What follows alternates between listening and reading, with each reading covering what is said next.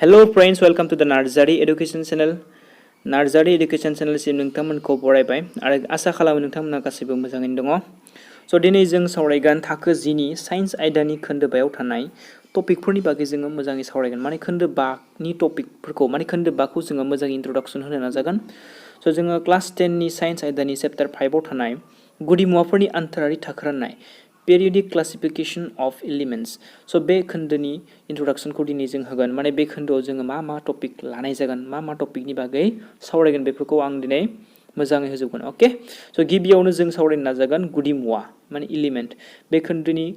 खोन्दोआव जों गिबियाव सावरायगोन गुदि मुवा माने मा जों बेफोरखौ फार्स्टआवनो मिथिनांगोन आरो गुदि मुवाफोरखौ मानो थाखाय थाखो राननाय जायो बेखौबो जों मिथिग्रोनांगोन स' नैथियाव जों सावरायनो नाजागोन डबेरनियारनि थाम अरजाब माने डबेरनियार ट्राइड्स बे टपिकनि बागैबो जोङो मोजाङै सावरायगोन आरो थामथियाव जों सावरायनो नाजागोन डबेरनियारनि थाम अरजाबनि बे खाबुफोर लिमिटेशंस अफ डबेरनियार ट्राइड्स स' बेनि बागैबो जों मोजाङै सावरायगोन आरो ब्रैथियाव जों सावरायनो नाजागोन निउलेन्सनि अक्टेभ खान्थि माने निउलेन्स ल अफ अक्टेभ्स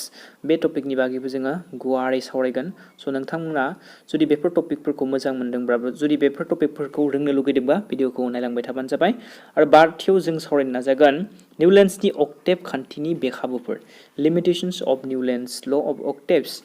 आरो दथियाव जों सावरायनो नाजागोन मेन्डेलिभनि आन्थोरारि थख'लाय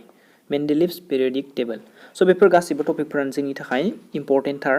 आरो बेफोर टपिकफोरखौ बुजि मोननोबा नोंथांमोना भिडिअखौ नायलांबाय थाबानो जाबाय आरो 7 नाम्बाराव जों सावरायगोन मेन्डेलिभनि आन्थोरारि थख'लायनि मोनफुंथाय एचिभमेन्ट्स अफ मेन्डेलिभ्स पेरियडिक टेबल आरो 9थियाव जों सावरायनो नाजागोन मेन्डेलिभनि इयुन रादाबनि मुं दोननाय माने मेन्डेलिभआ इयुनाव संखांनाय गुदि मुवाफोरखौ बोरैहाय मुं दोन्दोंमोन बेनि बागैबो सावरायगोन जोङो आरो जोङो 9थियाव सावरायनो नाजागोन मेन्डेलिभनि आन्थोरारि थख'लायनि बे खाबुफोर बेखौबो जोङो मोजाङै सावरायनो नाजागोन स' नोंथांमोना गासिखौबो भिडिअफोरखौ नायलांबाय थाबानो जाबाय नेक्स्ट भिडिअखौबो नायबाय थाबानो जाबाय स' बेनि थाखाय नोंथांमोना बे चेनेलखौ गिबियावनो साबस्क्राइब खालामनानै ला आरो बेल आइकनखौबो दाबायनानै हो स' जों 10थियाव सावरायनो नाजागोन गोदान आन्थोरारि थख'लाय स' बेनि बागैबो जोङो मोजाङै सावरायनो नाजागोन माने मडार्न पिरियडिक टेबल आथिखालाव जों मडार्न पिरियडिक टेबलनि रुलफोरखौसो मानिगासिनो दङ ओके स' 10थियाव जों सावरायनो नाजागोन गोदान आन्थोरारि थख'लायाव गुदि मुवाफोरनि जायगा माने गोदान आन्थोरारि थख'लायाव गुदि मुवाफोरा आगसिथिं थानायखौ जोङो धातु होनो ना आग्राथिं थानायखौ धातु होनो आरो धातु सानजा बबेखौ माखौ बुङो बेफोरखौ मोजाङै सावरायनो नाजागोन अके 10नियाव जों सावरायनो नाजागोन गोदान आन्थोरारि थख'लायनि दिग माने गोदान आन्थोरारि थख'लायनि दिगखौबो जोङो मोजाङै सावरायनो नाजागोन अके 13आव जों सावरायगोन धातुआरि आरो धातुआरि नङि धोरोम माने मोनसे